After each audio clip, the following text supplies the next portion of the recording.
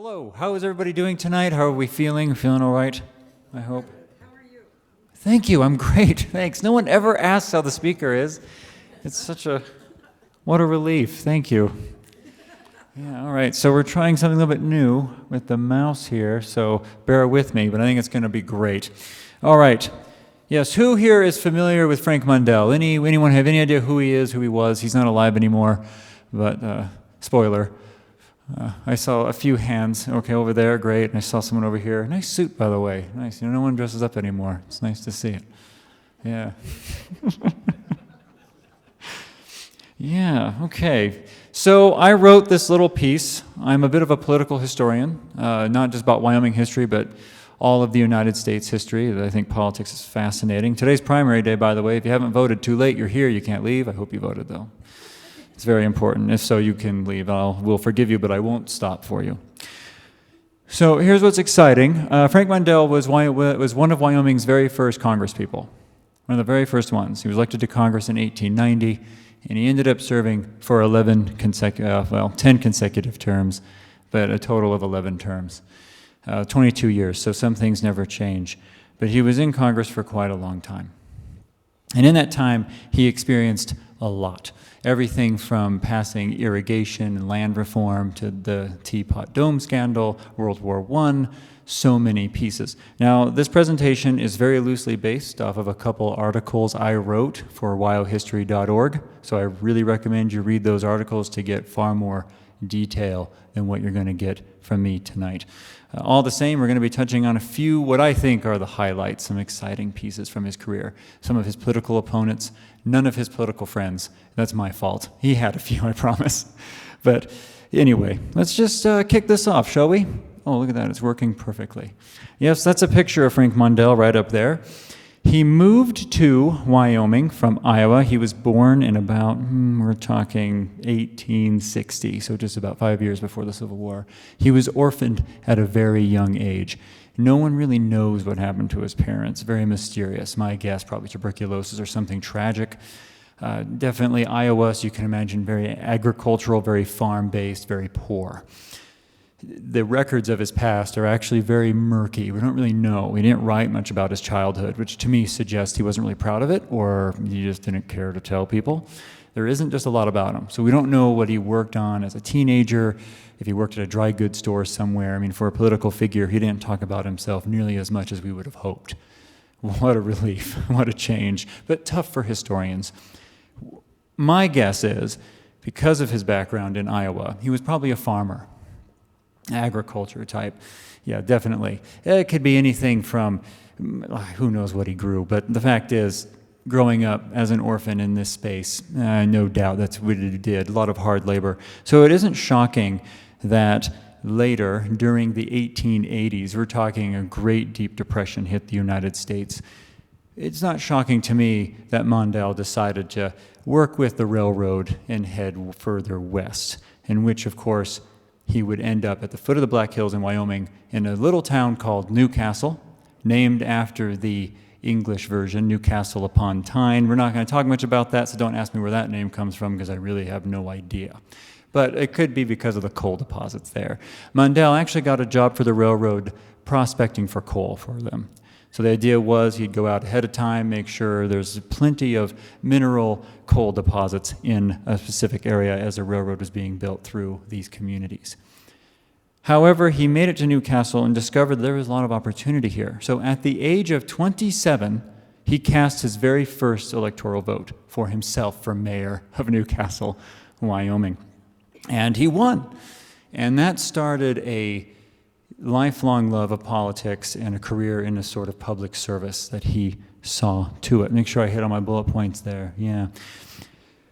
Because of, I'm not used to the presentation being so high, so forgive me if I look up in awe and wonder.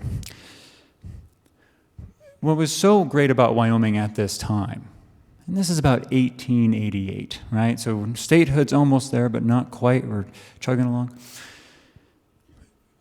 Politics was very amorphous at this time. So Democrats, Republicans, very competitive in a lot of places, and the parties in these states were just starting to pick up. Luckily for the Republicans, they tapped Mondell first. And they said, listen, we don't want a Democrat to be in one of the very first Wyoming legislatures from this area. So please, if you don't mind, run for the Senate. You can do this. You've only served as mayor for like a year or two. We like it. You should do it. Run for Senate. So Mondell grasped that opportunity and took it. And this is a pattern that we see a lot throughout his career. Very opportunistic, very unusual for a politician. All the same, he saw an opportunity and he pounced on it without hesitation. So in the election of 1890, statehood was already taken place. Mondell was elected to the first Wyoming state legislature as a state senator. That's a 4-year term. By 1892, Mondell would be elected majority leader or the Senate president of the Wyoming legislature, which is pretty impressive for such a young fella. But I mean, look at him. He has so much youthful energy. We'll see that change as these pictures move forward. Yes, okay, so I skipped ahead a little bit, but that's okay. This is a nice picture of Newcastle. This dates to be about after he left. This is 1892. So Newcastle will always be his registered home.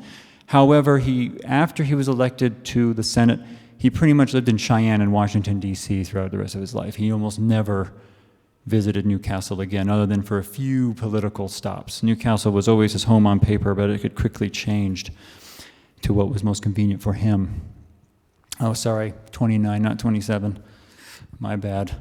Don't sue me for that one. Don't worry, there's not going to be a test later, so mistakes are granted. Did I skip that? Great, good. Okay, 1890, you'll see a picture here from the second Wyoming legislature. So again, 1892, the first legislature already met. They got done fighting. Now we're into the second legislature. He was elected. He's in the center, his picture. That's how small the Wyoming Senate was back then. And of course, all men with mustaches, really good mustaches too. But not the point. The fact is, there he is in the center. Lots of admiration from his peers, and that's another pattern that we see. So on top of opportunism and great ambition, we also see great admiration from his fellow legislators, not just in Wyoming, but even once he gets to Congress. People really liked this guy. I imagine he was a very personable person, a guy you could have a beer with, because of course he had a beer. I doubt he was a Scotchman, but it's hard to say. Nevertheless, he was a very popular dude. So his career in the Wyoming legislature is fairly unremarkable. There's not a lot that was going on that would be considered worthy. He voted where he needed to. He never missed anything. He showed up. He took very meticulous records of every vote he took and every debate he participated in. This is why it's so exciting when he got to Congress, because he kept that habit. And it's super great as from a historian's perspective, because we can see precisely where Mondell was going and what he was thinking at the time and who he despised at the time and why he was making these decisions. So he did the same thing in the Wyoming legislature, but he would only serve one term. The same Republicans that asked him to run for the Wyoming Senate quickly told him, look, you need to run for the U.S. House. We don't want a Democrat in that seat, so you need to do it. Mondell, of course, we can guess what happened.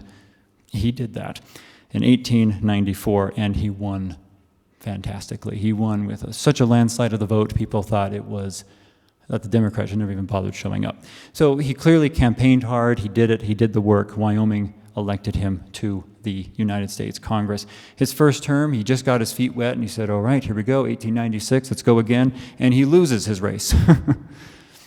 Yeah, 1994 terms. Yes, and he loses his race to that guy who's familiar with the man up there. The other guy, Mondell, is on the left. Your right. No, your left. Anyway, who's familiar with the other guy up there? Anybody? Outgoing governor of Wyoming, yes, John Osborne. Yes, a very fanciful fella. Osborne declined to run for governor again. He decided, you know what, I'm tired of this job, either because people thought he did such a good job or probably because people just thought he did such a bad job. Osborne decided to leave the governor's office and run for Congress instead. This is the only race that Mondell will ever lose in his, well, no. He would lose 2 races. This is the first of 2 races that he would lose in his entire political career. Osborne ran a really good campaign, but everyone just assumed Mondell was going to win. So they didn't try as hard for those extra votes like Osborne was going for. A favorite moment of mine during the debate from a Rollins newspaper. It's a public forum situation. Osborne was a real jerk about it. Mondell was just speaking. It was only for Mondell, but Osborne burst down the door and said, "Nope, you must hear me. I'm the governor. I'm running for office. You need to hear me." Mondell, being a graceful gentleman, said, "Absolutely, John, please come on up. You may speak. I'll yield my time to you. It's great." The debate went on for several more hours. People loved it.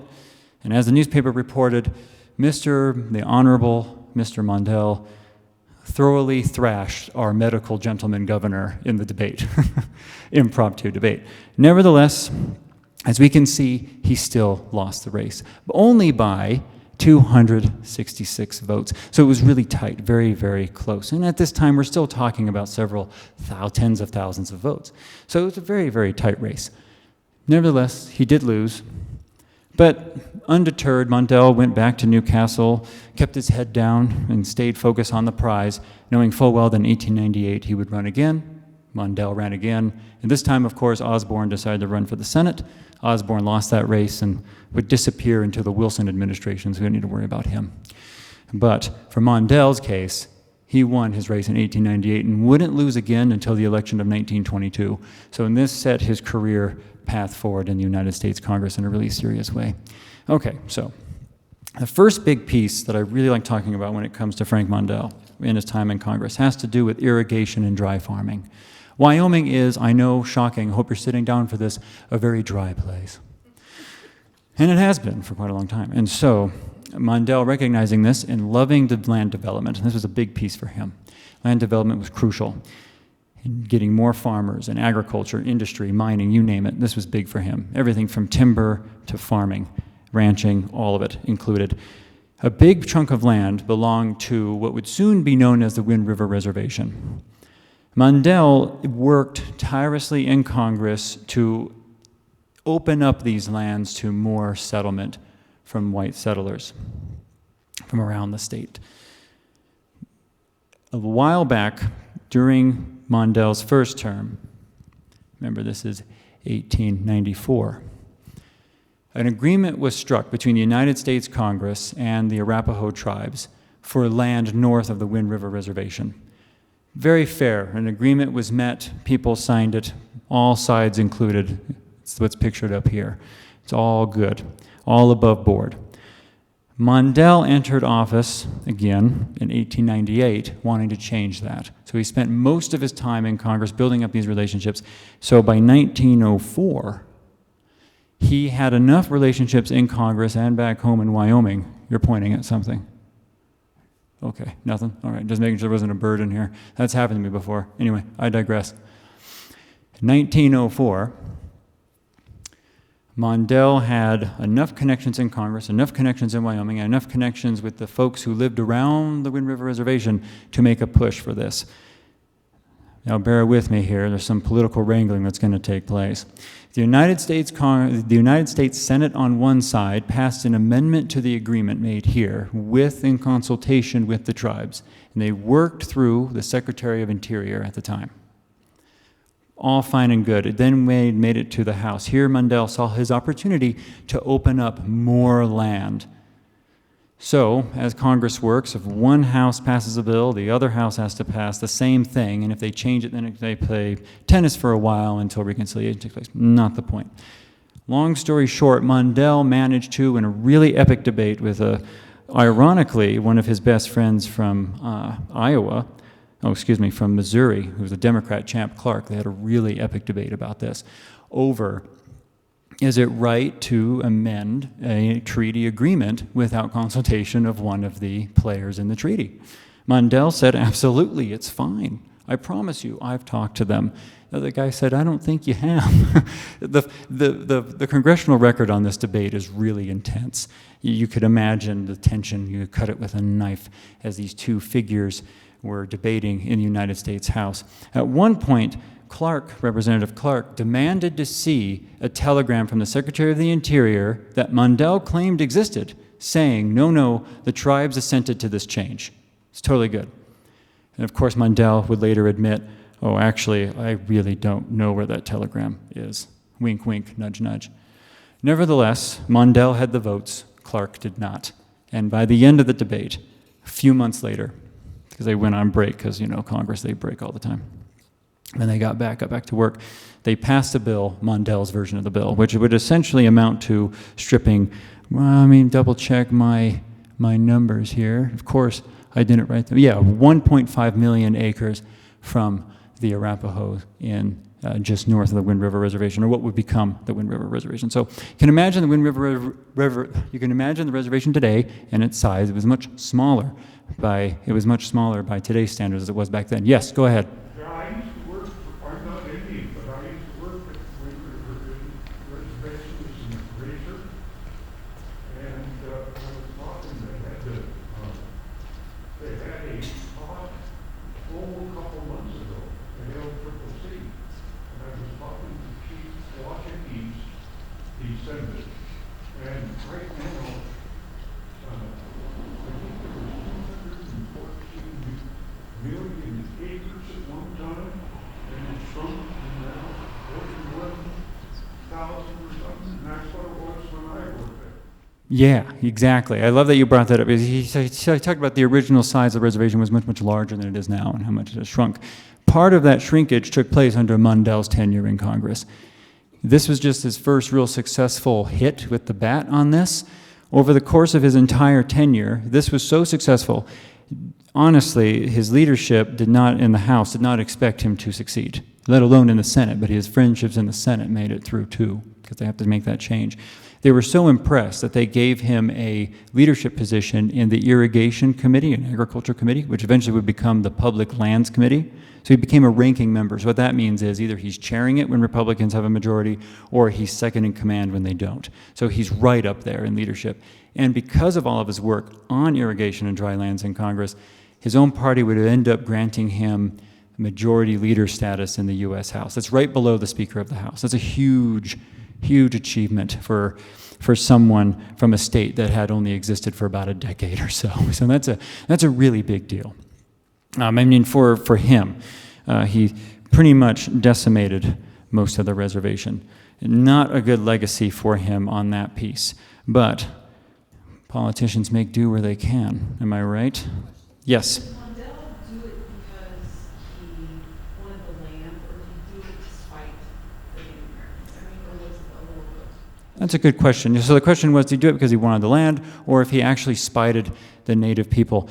There was a little bit of both. He was still a creature of his time, very much a tame the savage type mentality, but none of his congressional statements, and this is what I think is what made him so brilliant, none of his statements on the floor of Congress, unlike some of his more aggressive peers, he avoided all notion of impropriety towards the native peoples.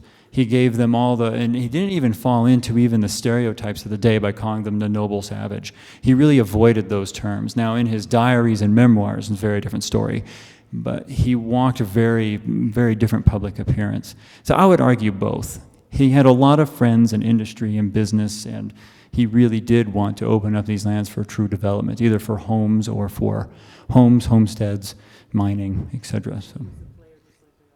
Oh yeah, you can't beat the classics. Player indeed, yes. Yeah, absolutely. Good questions, yeah. Okay, I'll make sure my notes are on tact here. All right, we're going to switch over to another chronicle in Mondell's illustrious career as our representative. Devil's Tower National Monument. We're all familiar with this. Who has been there? Quite a few of you. That's good. A lot of nods at least. That's important. Yeah, I love it. I don't know if you guys like birds, but it's one of the best places to see a red-headed woodpecker. Fun fact. Not the point, though, and we're not even going to be talking about birds. But just keep that in mind next time you're around.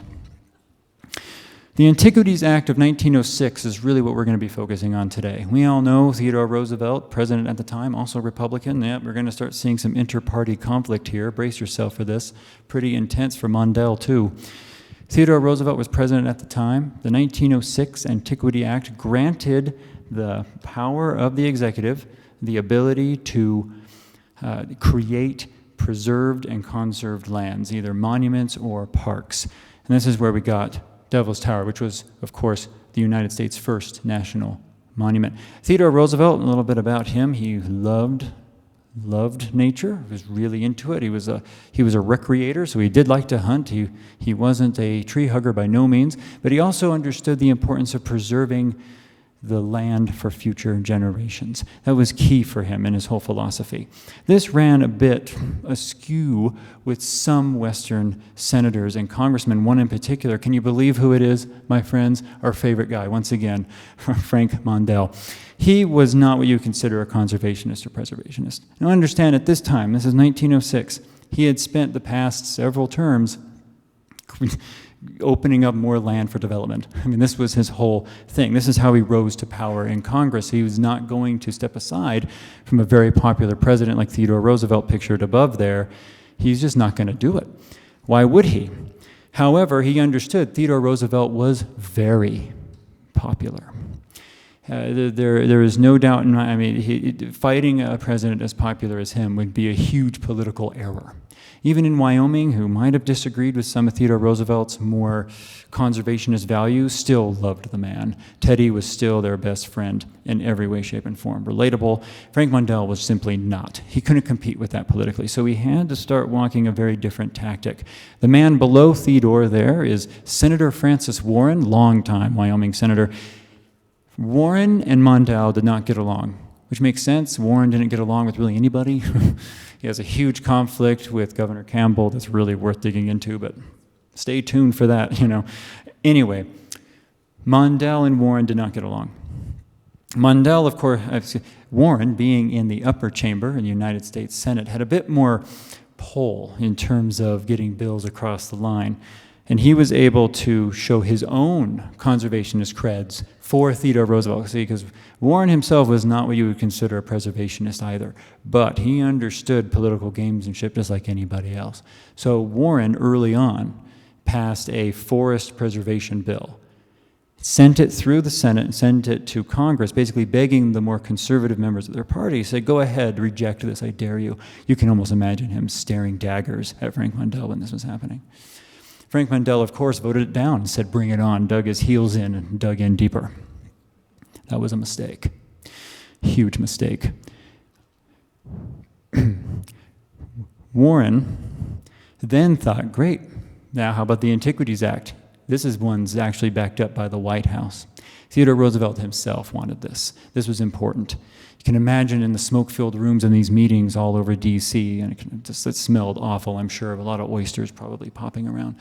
And these gentlemen talking about, oh, yeah, we can get this through, and we're going to really humiliate Frank Mondell, this upstart guy. We don't want him anywhere near this. But he, of course, went all over it. In Congress, if you look through the congressional record during the debate for the Antiquities Act, Mondell played that same line, very careful. Not to insult Theodore Roosevelt, but to keep supporting Wyoming, and that's what he always did. He said, nope, I'm voting against this because Wyoming doesn't want it. I'm voting against this because the residents of Newcastle don't want this. I'm voting against this because it's just not good for Wyoming. The bill was stalled on the House side because of people like Mondell. He had his coalition. He was a ranking member. He barely got it past the committee, but it made it through the floor very, very tight. Okay, we're talking about 1 or 2 margins getting through each step. So, once again, Congress breaks before they do any real business, because that's what they do. They go home. The Wyoming papers start taking notice. One of my favorite lines here from the Cheyenne Leader. This is in October of 1906, okay? Mondell not only fought President Roosevelt to the bitter end during the last session of Congress on every important measure upon which the mind and heart of the president was centered, but since Congress adjourned, he has not let up his antagonism to the nation's chief. So Mondell continues to push and pressure and prod the president. Now, I don't know what you know about Theodore Roosevelt, but he's not really the kind of soft-bellied guy. I don't think Theodore Roosevelt ever punched Mondell, but I'm sure he thought about it. So Roosevelt tapped into a good friend of his, Congressman Lacey out of Iowa. Lacey out of Iowa, Republican, very much a Roosevelt man. He got elected when Roosevelt was elected. This is a coattail Rooseveltian, progressive stream dude, very much in line. Tapped Lacey and said, you're my man in Congress. Do whatever you can. You can't convince Mondell. Don't even try that Wyoming guy. Instead, focus on everyone around him.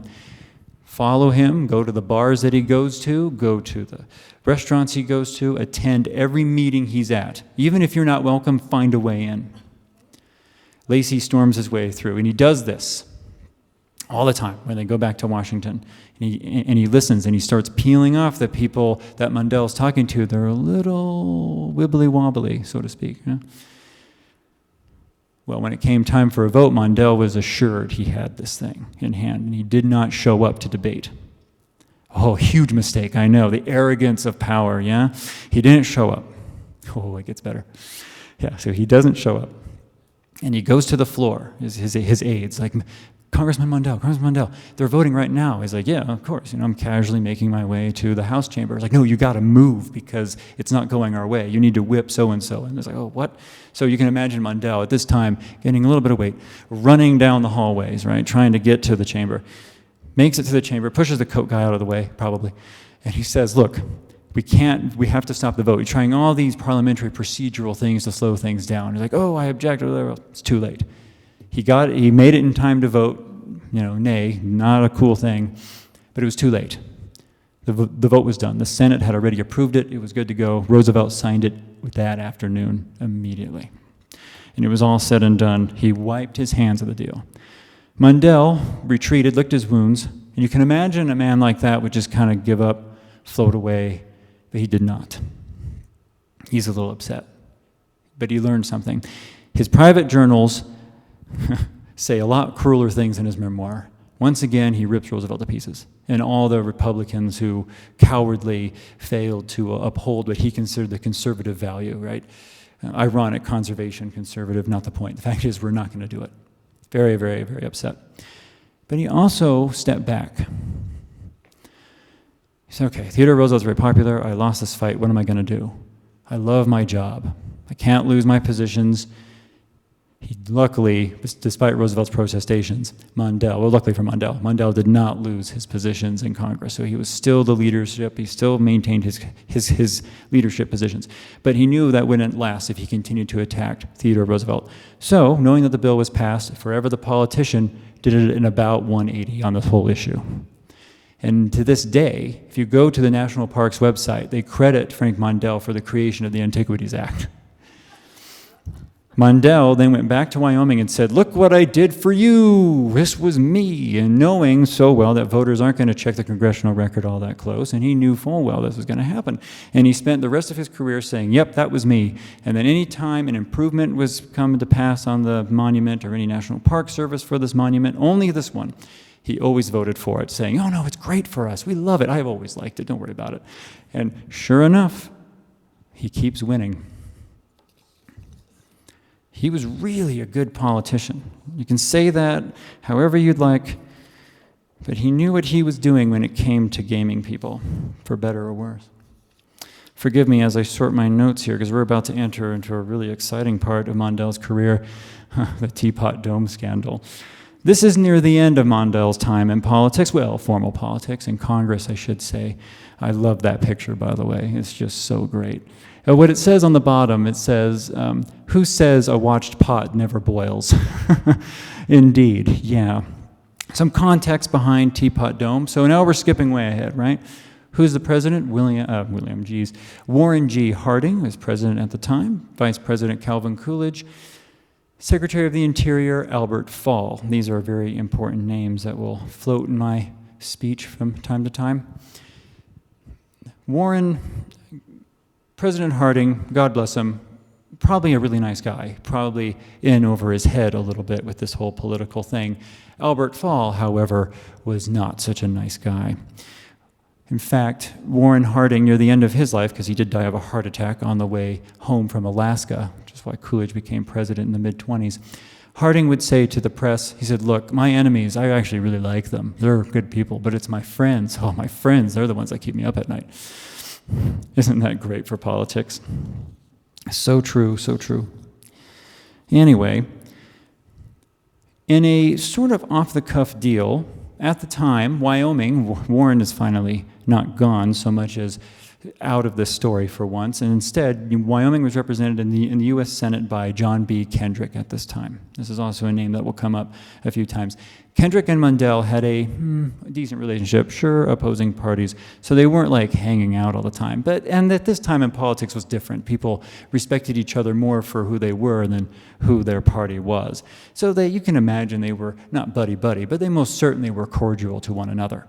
Kendrick, of course, in the United States Senate, got a lot of these major presidential initiative bills first. And there's a very important bill that would legalize the passage of a certain Naval Department research refinery located in around Midwest Wyoming.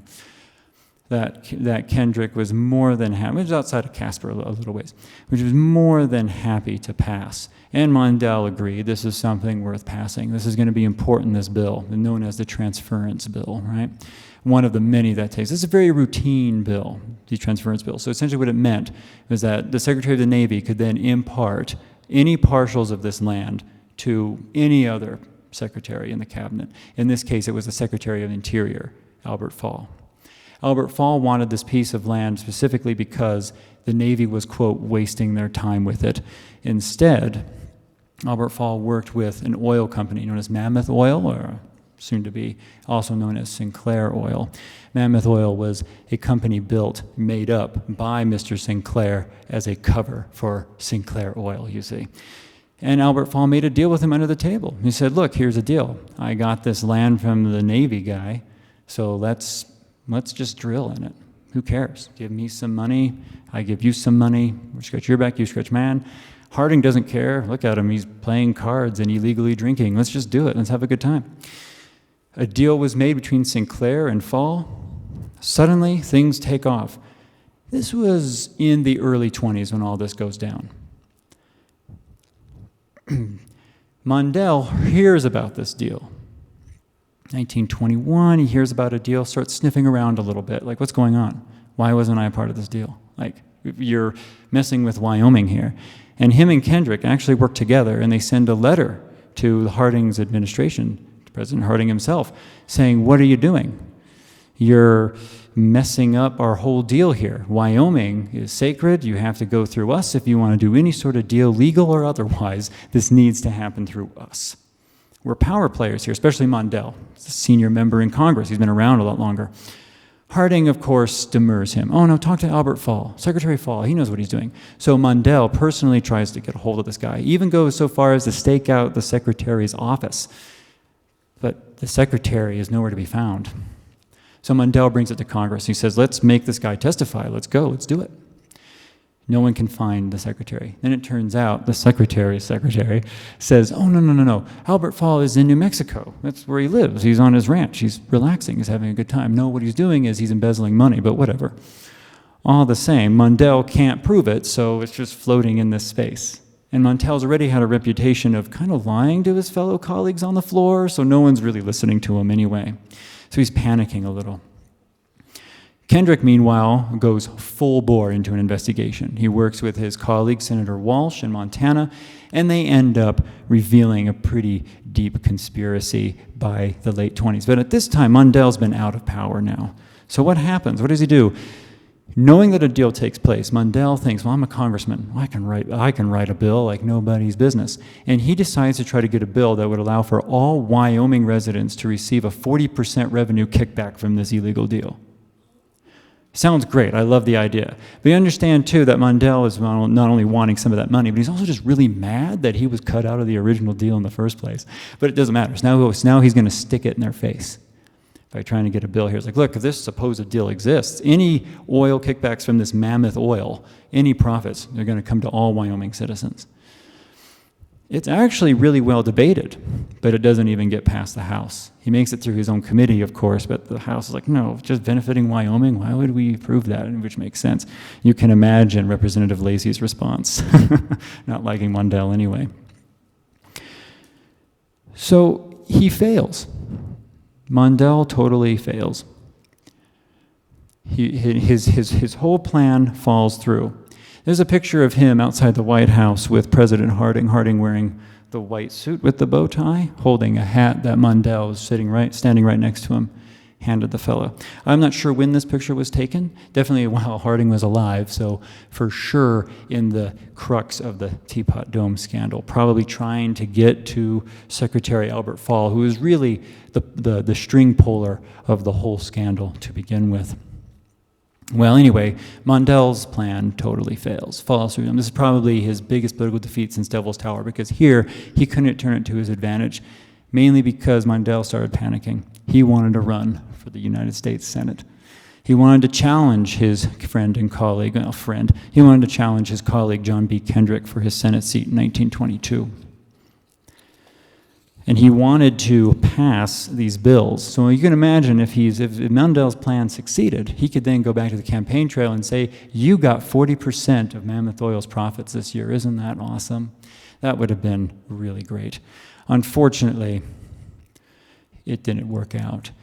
And because the only other thing that Mondell could have used against Kendrick related to this brewing scandal that people were starting to see was the Transference Act that, oh, as Kendrick pointed out, oh, wait, you voted for that too.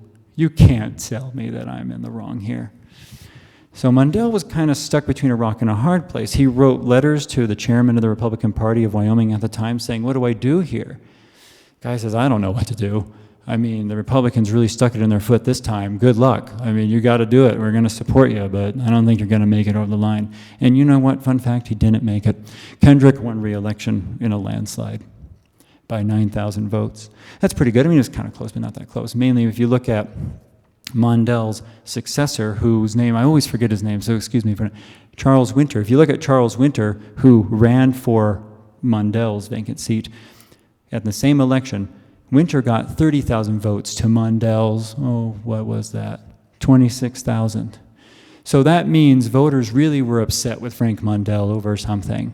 And either because voters just recognize Mondell as the House guy and they want him to stay in the House, or maybe, just maybe, they were pretty upset with him for the Teapot Dome scandal or for Devil's Tower thing or any number of works that he did. Read my article for more, I promise.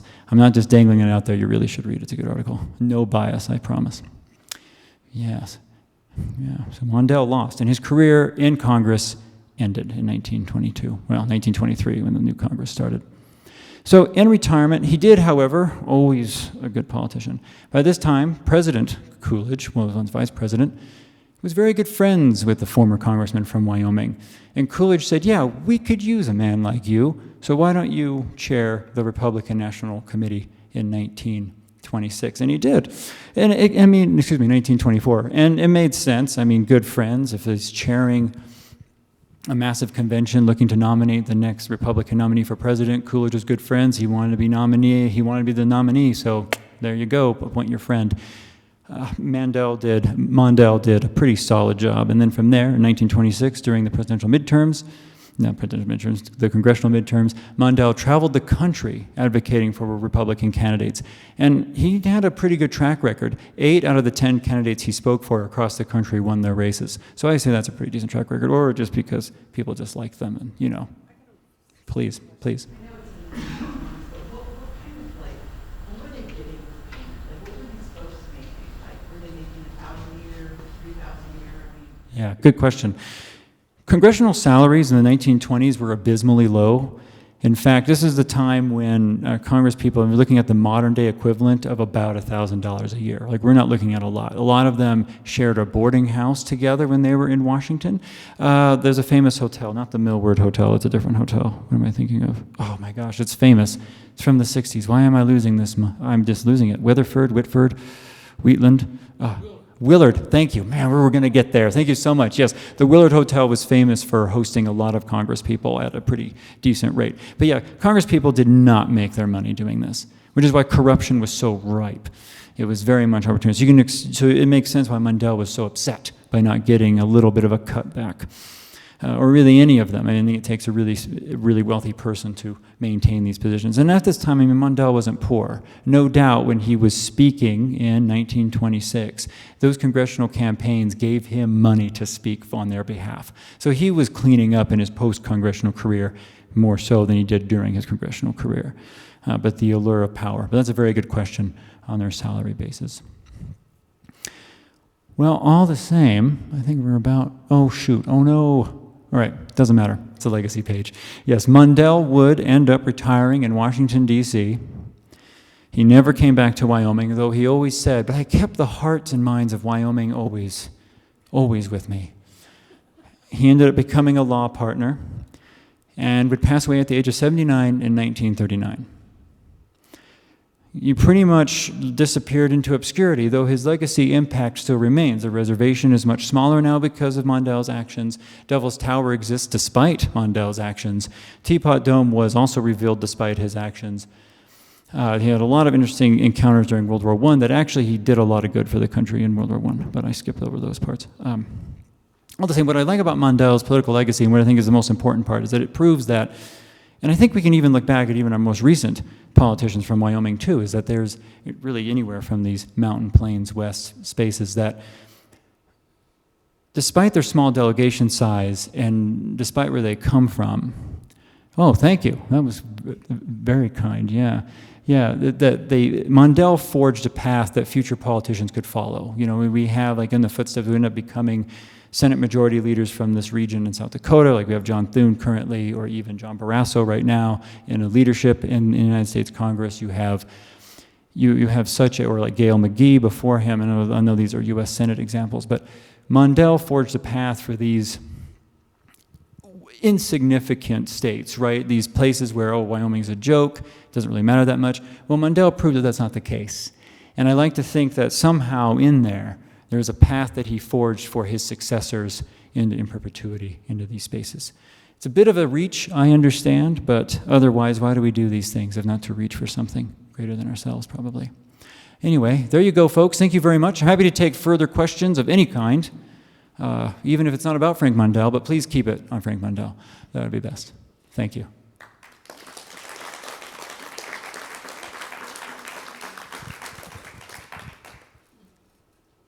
I have a question. So, considering today's Democratic Party and all of the socialists that are being elected and how they're changing things and they think that socialism is going to work, what is your view on what is happening, especially in New York, Montgomery, and just how things are just moving in the wrong direction? Like, what do you think holds the future of some of these states where they're electing people that are trying to do something they tried to do with Mayflower came over, and they're trying again? What is your take on what's happening right now? Boy, yeah, that's a controversial question. Pretty exciting, though. Yeah.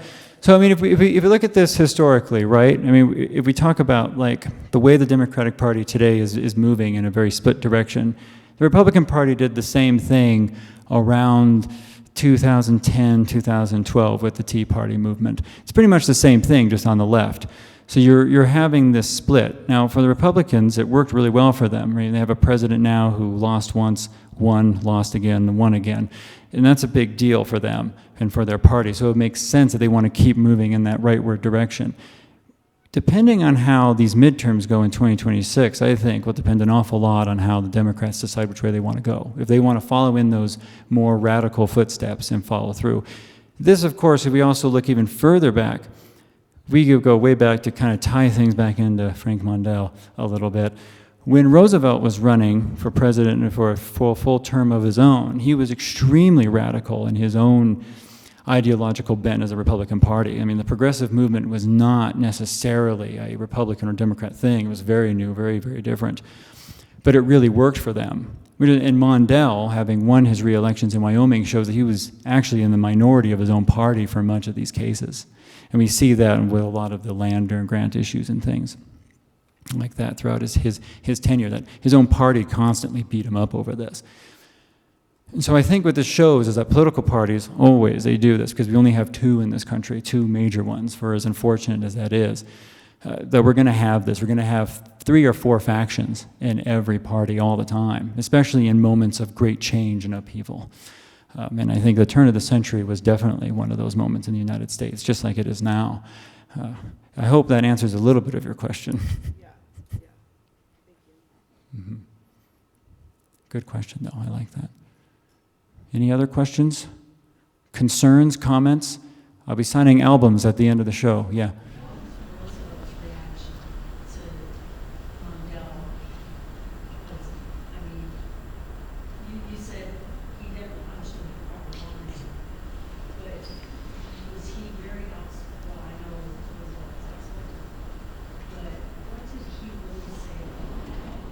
Yeah. So Roosevelt, being a good politician himself, would never outwardly attack a member of his own party. That's pretty foolish to do. But privately, and we know this, I mean, we have it, it's written all over the place, he compared Mondell to the equivalent of a gnat, an annoying, like a horsefly, something that just really gets up in your nose and just irritates it. After the Devil's Tower fight, Mondell knew how to control him with Congress people on his side. I mean, Roosevelt knew how to control Mondell with Congress people on his side, and so essentially, after this fight, he can just ignore him. Like, he can screech all he wants, it won't matter to me. My bills are going to make it through. And so Theodore Roosevelt was not the sort of man, I think wisely, to hold the sort of public grudge that would really injure him or his opponent. And also there's a lot of respect there of the old boys club, you know. I mean, after all this, Roosevelt visited Newcastle on a few occasions and hung out with Mondell there. I mean, they had a very positive public front. But privately, I don't think they ever really got along. I'm curious about the continuing relationship between Warren, who was part of the triumvirate of Western power, who was U.S. Senate, and Mondell, who had power in Congress. A very odd situation, both in Wyoming. Yeah, that's a really good question. And I don't have a lot of details, but I can say that I think Warren, if it wasn't for his retirement, Warren would have dominated that relationship. And I think it's proof in the pudding in the terms of the forestry bill that Warren got through the Senate and then challenged Mondell to say, I dare you to vote against this. And Mondell did, and then Mondell ended up losing that fight when Warren actually had way more to play in the passage of the Antiquities Act than Mondell did. I think in terms of that power structure, Warren was the dominant figure, hands down.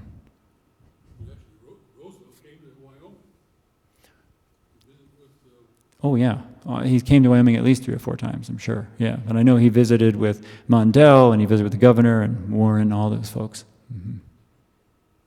Did I see a hand over here? No, was that an illusion hand? Kind of like a phantom buzz in your pockets in your phone. All right. Well, thanks everybody. I had a great time. Good audience. Thanks for laughing at my jokes. Appreciate it.